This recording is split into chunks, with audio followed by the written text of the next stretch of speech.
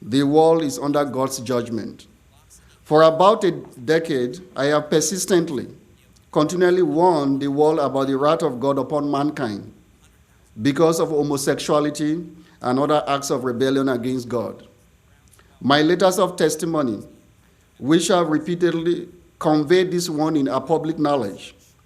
The White House, U.S. Congress, U.S. Supreme Court, United Nations, some world leaders, CNN, BBC, C-SPAN, Newsweek, and other United States and international media houses have received the letters of testimony and warnings numerous times by conventional mail or email. Nelson Mandela, through his administrative secretary, consistently acknowledged receipt of the packages I mailed to him while he was president of South Africa. The UN Secretary General and the White House have also acknowledged receipt of these documents. We are all witnesses to the disasters of biblical proportion that occur frequently around the world now. On New Year Day, January 1st, 2006, God showed me with President Bush and his top officials, who, after analyzing the great disasters occurring around the globe, came to the inescapable conclusion that the world is under God's judgment. Immediately in the vision, they were reminded of the numerous warnings in my letters of testimony. The following is yet another important warning of God's judgment upon mankind. God judges adulterers by fire. In a vision on the 22nd of July 2003, the Lord showed me his judgment of adulterers by fire. I saw God seated on his throne, high above the earth, as fire came down out from him and burnt adulterers to death. The charred remains of the dead were heaped in their hundreds all over the earth. Only very few people survived the fierce and fiery wrath of God. I was horrified and extremely concerned about my very close relatives who needed repentance and salvation. God condemns filthy and ungodly American television programs. In a vision on the 23rd of December 1999, I was with Mr. George W. Bush, other presidential candidates, and several other politicians. They were all excited to meet me, as it seemed they had all read or heard about my letters of testimony. Mr. Bush and the other presidential candidates were each bluntly asked if American television programs were filthy, vulgar, and ungodly. They all evaded speaking the truth because they did not want to offend the barons and patrons of the entertainment industry, which constitute an overwhelming majority of the American population and voters. They sacrificed truth at the altar of political expediency. Finally, the question was posed to me. Speaking by the Spirit of God and his authority, I candidly declared that American television programs are filthy, vulgar, and ungodly. America has rejected God, hence, spate of horrific tragedies.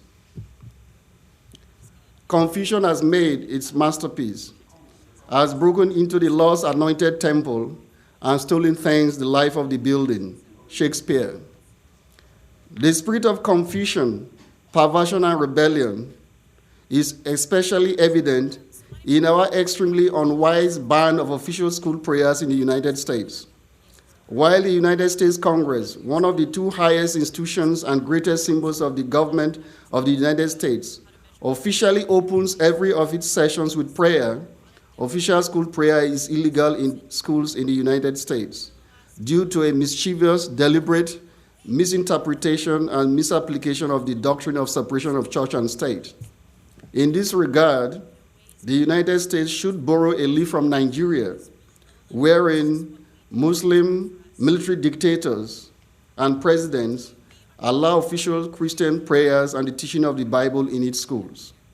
Yet Nigeria is arguably more religiously diverse than the United States because of its multifarious Christian and Islamic denominations and innumerable traditional African religions. How could it be offensive to ask God to bless and protect the teachers and students in our schools, and to guide the teachers in the impartation of knowledge and wisdom to the children? As spiritual rebels, we may also clamor for the expunging of the inscription, "In God We Trust," from the United States currency notes and coins. Similarly, we would also advocate the ban of the United States Pledge of Allegiance, by which we affirm that the United States is one nation under God. Since we hate God, we would also ban the proclamation, "God bless America," from official or social speech. I was in a church service with the late Peter Jennings of ABC News in a vision on the 29th of September 1998. He was curious about my letters of testimony and the prophecies contained in them. I had a singular burden to share with him a revelation I received on the 20th of January 1998, which warned that there will be scorching heat and drought in some parts of the United States. It was then revealed that Americans do not really believe in God in their hearts, though they acknowledge God and profess to be Christians. Let it be understood that this revelation is a generalization and does not mean that no American really believes in God. I personally know quite a few Americans who sincerely believe in God in their hearts and live by faith. As a matter of fact, America may be much better than many other countries in this regard, but to whom much is given, much is also expected. In a vision on the 11th of May 1999, I was shown a gathering of numerous American dignitaries and opinion leaders that analyzed and provided solutions to the spate of tragic school shootings. Every person that spoke, including Reverend Jesse Jackson, gave secular opinions, wrongly attributed the tragedies to secular causal factors, and provide secular solutions. By the Spirit of God, I corrected Jesse Jackson and all the other speakers, declaring that the spate of tragic killings in schools and other disasters that has befallen the United States was singularly due to the fact that Americans have rejected God. Happily, Jackson and virtually all the other opinion leaders accepted the truth of God, and there was a show of solidarity to return the United States to God. The sovereign lordship of God. The sovereign Lord controls human affairs. The fear of the Lord is the beginning of knowledge. Proverbs 1:7. To obey is better than sacrifice. 1 Samuel 15:22. Why do the nations conspire and the peoples plot in vain? The kings of the earth take their stand, and the rulers gather together against the Lord and against his anointed one. The one enthroned in heaven laughs, the Lord scoffs at them. Therefore, you kings, be wise, be warned, you rulers of the earth. Serve the Lord with fear and rejoice with trembling. Kiss the Son, Jesus Christ, lest he be angry and you be destroyed in your way, for his wrath can flare up in a moment. Psalm 2:1-12. The testimony of King Nebuchadnezzar of Babylon, the greatest king on earth in his time, eloquently and categorically confirms God's sovereign lordship over the world, its kingdoms, nations, and rulers. King Nebuchadnezzar said, "Is not this the great Babylon I have built as the royal residence, by my mighty power and for the glory of my majesty?" The words were still on his lips when a voice from heaven decreed to King Nebuchadnezzar, "Your royal authority has been taken from you. You will be driven away from people and will live with the wild animals. You will eat grass like cattle.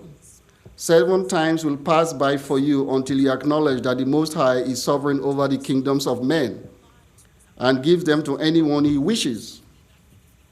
Immediately, King Nebuchadnezzar was driven away from people and ate grass like cattle. His body was drenched with the dew of heaven until his hair grew like the feathers of an eagle and his nails like the claws of a bird. At the end of that time, I, Nebuchadnezzar, raised my eyes toward heaven, and my sanity was restored. Then I praised the Most High. I honored and glorified him who lives forever. His dominion is an eternal dominion. His kingdom endures from generation to generation. All the peoples of the earth are regarded as nothing. He does as he pleases with the powers of heaven and the peoples of the earth. No one can hold back his hand or say to him, "What have you done?"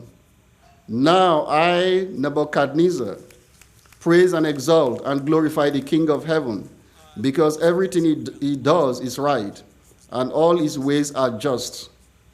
And those who walk in pride is able to humble. Daniel 4:28-37.